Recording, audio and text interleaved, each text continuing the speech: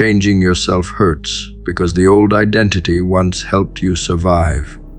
That is why it feels personal when you try to remove it. The part of you that delays may have protected you from judgment. The part that acts cold may have protected you from humiliation.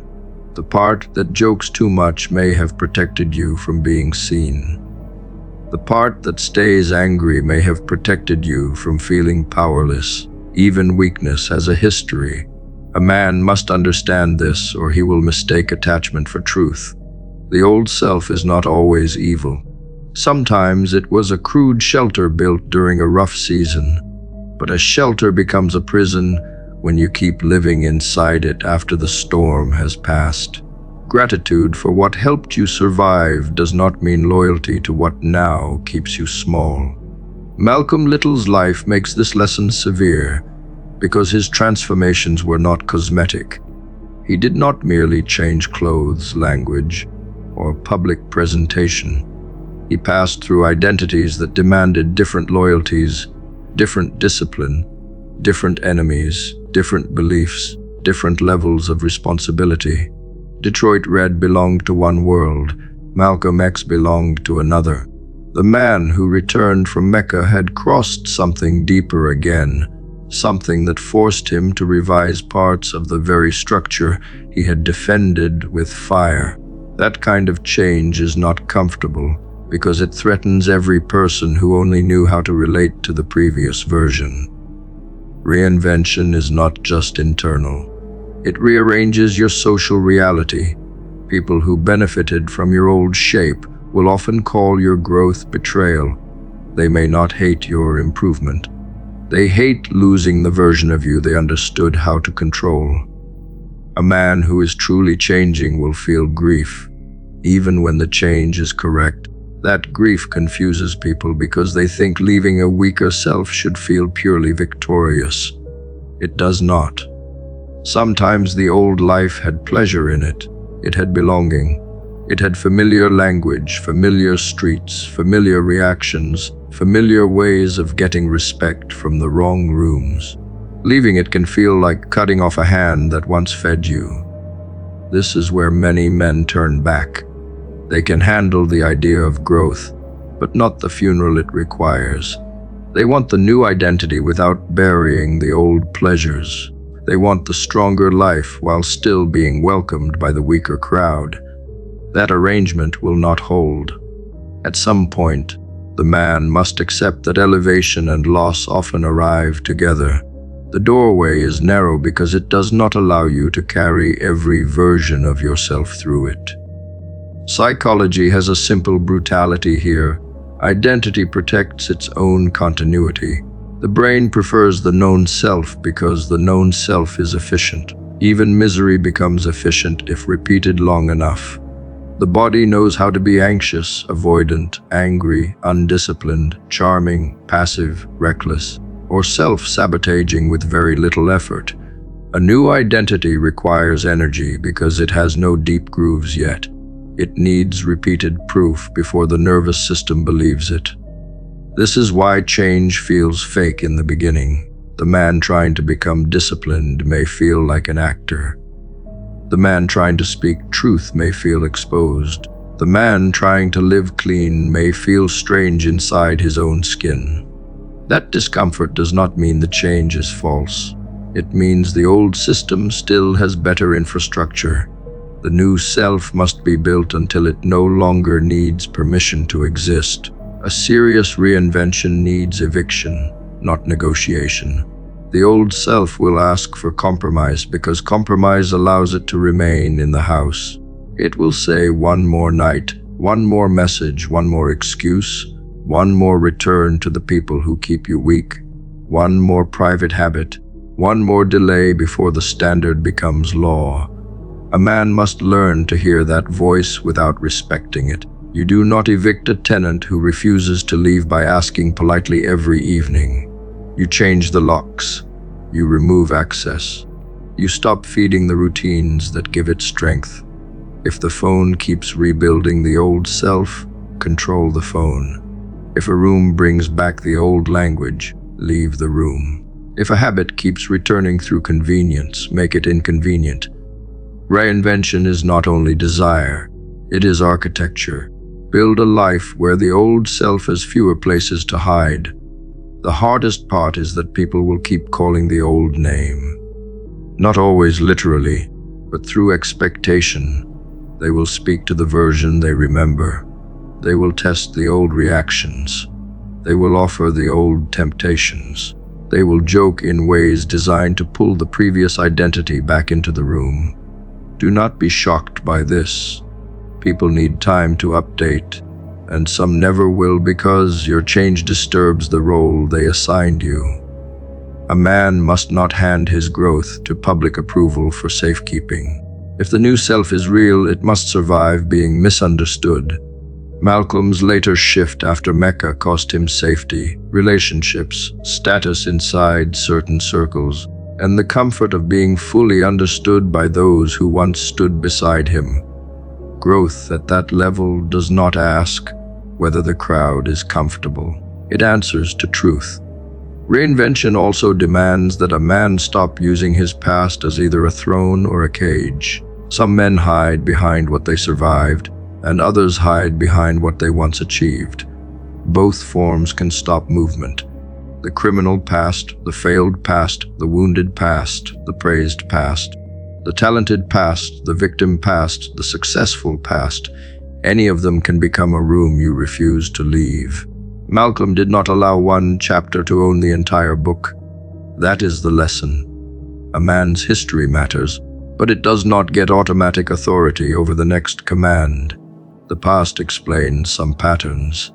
It does not deserve to rule every decision. You may owe it honesty. You do not owe it obedience. A stronger future begins when a man can look at his own history without worshiping it, hiding from it, or letting it speak last. The practical question is not, who do I want to become? That question is too easy to answer beautifully. The harder question is, which version of me must lose access today? That is where the blade enters. The lazy version may need to lose access to late mornings. The scattered version may need to lose access to constant stimulation. The cowardly version may need to lose access to silence where truth should be spoken. The broke version may need to lose access to spending that protects an image. The weak version may need to lose access to food, comfort, and excuses that keep the body soft. Reinvention becomes real when the answer changes the day. Without changed access, the old self remains fully supplied. A starved identity weakens. A fed identity returns. The first days of leaving an old pattern feel heavier than they should because the body has not accepted the new command yet. You may decide with clarity in the morning, then feel the pull by night. That does not make you fake. It makes you newly disobedient to an old system that has been running for years. A man who has used food, lust, scrolling, chaos, people, attention, anger, fantasy, or laziness as relief cannot expect those habits to vanish because he finally spoke firmly one time. The old pattern has been fed. It has roots through the nervous system. It knows the hour you are weakest. It knows what you reach for when your energy drops. It knows how to turn discomfort into a legal argument. Early change is not a celebration. It is a custody battle over your own body, time, and attention. Expect the reasons to sound intelligent. That is the rule. Weakness rarely speaks in ugly language once it has studied you long enough. It will use health language when it wants softness. It will use balance when it wants old pleasure. It will use patience when it wants delay. It will use loyalty when it wants you around people who keep you small. It will use realism when it wants the dream buried. It will even use humility when it wants you to stop taking your life seriously. A man must become skilled at hearing the difference between wisdom and disguise. Real wisdom leaves you cleaner, stronger, more capable, more honest, more prepared for tomorrow. Disguised surrender leaves you relieved for an hour and weaker the next morning. Judge the voice by its fruit, not by how reasonable it sounds. The 30-day mark matters because the mind begins receiving a new kind of evidence. Not enough to declare victory, but enough to weaken the old lie that says you cannot live without the previous comfort. 30 days of clean repetition tells the body that the missing thing did not kill you. 30 days without the old escape proves that the craving was loud, not divine. 30 days of training, focus, prayer, work, order, sobriety, discipline, or restraint begins creating a small separation between who you are becoming and who you kept defending. The old self will still speak, but the voice will have less authority because reality has started contradicting it. You now have evidence. Evidence is colder than motivation. It does not need to inspire you. It simply stands there and says, "You survived without bowing." 90 days changes the situation because repetition begins carving a new path. The new routine stops feeling like a costume and starts feeling like territory. A man may still miss parts of the old life, but the missing becomes less convincing. He starts noticing the cost he used to ignore. The cheap pleasure looks cheaper. The weak room feels heavier. The old excuse sounds more tired than clever. The body begins trusting the new standard because the standard has been around long enough to become familiar. This is where many people sabotage themselves. They feel stronger, then decide they can visit the old weakness safely. That is arrogance. The old pattern is patient. It does not need to defeat you on the first return. It only needs access. Once access is restored, negotiation begins again. Guard the gate harder at 90 days, not softer. By 180 days, something more severe can happen. You may look back and feel almost embarrassed by what once controlled you. Not in a cruel way, but with a strange distance. As if watching another man argue for a prison, you now recognize clearly. The cravings that once sounded like commands may become background noise. The places that once pulled you may lose their gravity. The identity you protected may start looking smaller, needier, more fragile than you remembered. This is not because you became perfect. It is because the new evidence has finally gained weight. Half a year of different action can give a man a new relationship with himself. He stops asking whether change is possible because the answer has entered his routine. The old self becomes less like a master and more like a file from a life that no longer has administrative rights. The brain loves the familiar because the familiar is efficient. Even a miserable pattern becomes easy if repeated long enough. Anger has roots, avoidance has routes, lust has roots, laziness has roots, shame has roots, overthinking has roots. A man does not repeat these things only because he enjoys them. He repeats them because the mind has learned where to find quick relief. Reinvention requires making the old route less convenient while making the new route more available. You cannot rely on heroic resistance every evening. Move the phone, change the room, remove the food, block the access, cancel the ritual that starts the fall. Put the shoes near the door. Put the book where the screen used to be. Prepare the task before the mood arrives. This is not small. This is how a man changes the battlefield before the battle begins. A serious man also needs a replacement because empty space invites the old self back.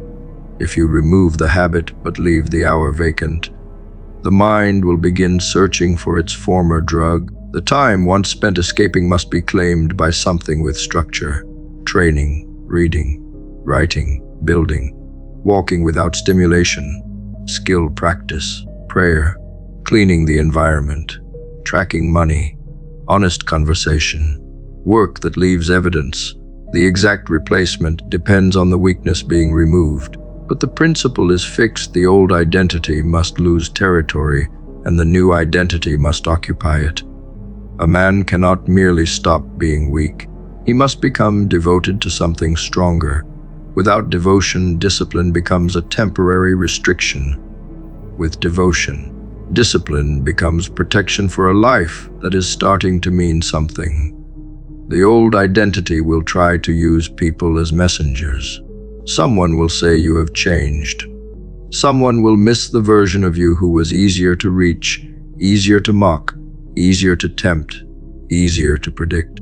Someone may act wounded because your new standard makes the old arrangement less comfortable. Do not become cruel, but do not surrender. People often call you distant when you are becoming directed.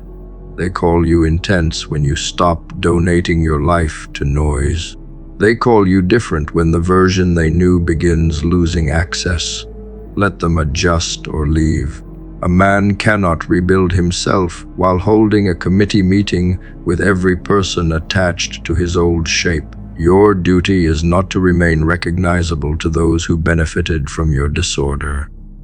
Your duty is to become honest enough that the old performance finally dies. One of the hardest parts of this process is the grief. The old comfort gave you something: relief, belonging, excitement, numbness, identity, escape, warmth, distraction. Pretending otherwise makes the battle stupid. You return to it for a reason. You stayed with it because it served a function. Now that function must be replaced by strength, not denial. If the old habit-numbed loneliness build real solitude and real connection. If it softened anxiety, build competence and prayer. If it protected you from failure, enter small tests until failure loses its poison. If it made you feel powerful in fantasy, create evidence in the real world. A man becomes free when he stops asking the old comfort to perform a job it was never meant to perform. It was not healing you. It was delaying the wound's appointment with truth. The calendar becomes a weapon when a man understands the thresholds. 30 days to break the first spell, 90 days to build new weight, 180 days to begin seeing the old self with clean disgust instead of secret loyalty. These numbers are not magic, they are frames for endurance. They give the mind a ridge to climb when the hour feels heavy. Do not ask whether you want to continue. Ask which day you are on. Ask whether today belongs to the old record or the new one. A weak mood should not get to rewrite the campaign. If the day is hard, reduce the task without breaking the law. Keep the chain alive. The point is not perfection. The point is repeated refusal until the nervous system learns a different king now sits on the throne. In the 16th century, a mystic named Saint John of the Cross gave this experience a name that has survived 500 years. The dark night of the soul, he called it. A period where a man's old identity, his beliefs, his sources of meaning, all collapse and fall away before a new form can emerge. He described it not as a malfunction but as a stage, an unavoidable passage for anyone pursuing genuine transformation. A necessary darkness that precedes a deeper light. What you are experiencing as a breakdown, he understood as a breakthrough in disguise, the painful but essential dissolution that real change demands. Understand the crucial thing he insisted upon, because it changes everything about how you should relate to this pain. The dark night was not depression, not a disorder to be cured, not something to be medicated away or escaped. It was an emptying, the necessary clearing out of an old self to make room for something real to enter. You cannot become something new while still full of who you were. And so the old identity must be emptied out first, a process that feels like loss and darkness precisely because something is genuinely dying. The emptiness you fear is not a void to be filled with the old self again. It is space being cleared for a new one. Modern psychology has rediscovered this same experience and given it a different name. Ego death, they call it now. The dissolution of the identity a person built, the collapse of the constructed self that precedes profound psychological transformation. The label has changed across the centuries, but the experience St. John described and the one psychologists study are the same. A necessary breaking down of the old self as part of becoming a new one. The pain of reinvention, it turns out, is often the pain of this dissolution, and it appears consistently in the lives of people undergoing deep transformation, a stage that seems built into the process itself. Recognize why this dissolution is genuinely necessary and cannot be skipped. The self you built served you once, fit the life you were living, made sense of who you were. But growth beyond a certain point requires becoming someone new, and you cannot become someone new while clinging to who you were. Because the old self occupies the space the new one needs. The collapse is not incidental to transformation. It is the mechanism of it, the necessary death that precedes the necessary birth, and any real reinvention requires passing through this stage, where the old form breaks down before the new one takes shape. Sit with the hardest truth St. John and the psychologists both confirm. No shortcut has ever been discovered. In 500 years of people seeking transformation, no one has found a way to become someone new without first passing through the painful dissolution of who they were. You cannot skip the dark night and arrive at the new self directly. The emptying is not an obstacle on the path to transformation. It is the path, and every man who has genuinely remade himself has walked through this same darkness, because the darkness is where the old self is released, and the new self is prepared.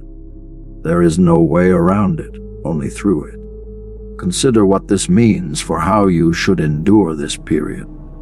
Because you now understand that the collapse is not failure but process, not breakdown but breakthrough. You can stop fighting it. The panic, the desperate grasping at the old self, the conviction that something has gone wrong, all of it can ease once you recognize that this darkness is the necessary passage toward the transformation you were seeking. You do not need to escape the emptiness. You need to endure it, to let the old self dissolve, to trust that the discomfort is the feeling of becoming rather than the feeling of dying. What changes is not the pain but your relationship to it, and that change makes the pain bearable. Understand what waits on the other side, because the dark night is not endless. St. John described it as a passage, a stage that precedes emergence, and the emptying he wrote about was always in service of something entering. The old self dissolves so that a new and truer self can form, and the man who endures the darkness without fleeing back to who he was emerges transformed, remade into a form that fits the life he is growing into. The collapse you are experiencing is the middle of the story, not the end, and the emergence comes only to those who make it through the emptying, rather than retreating from it. Every mythology humanity ever built understood this passage and named it the hero's journey. The mythologist Joseph Campbell called it, and at its center sits a stage he named the abyss, the dark middle where the old self must die before the hero can be reborn transformed. Across every culture and every age, the great stories describe the same structure. The hero leaves the known world, enters a trial that breaks him down completely, passes through a death of his old identity, and only then emerges as someone new. The pattern is universal because the experience is universal, woven into what transformation actually requires of a human being. Understand what Campbell recognized about that abyss. It was not an obstacle blocking the path to transformation. It was the mechanism of transformation itself, the necessary death that every rebirth requires, the burning away of the old self that must happen before the new one can exist. The hero cannot skip the abyss and arrive transformed, because the abyss is where the transformation occurs. The breaking down is not separate from the becoming. It is the becoming experienced from the inside as pain and loss and doubt, because something real is genuinely dying, so that something greater can be born. Here is what psychology confirms about this passage. Deep personal change consistently involves a period of profound disorientation, a stage where the old sense of self has dissolved, but the new one has not yet stabilized. And this liminal state is marked by exactly the pain, doubt, and uncertainty you are feeling. Researchers who study transformation find this middle phase appearing again and again, an unavoidable stretch of being neither who you were nor who you will be.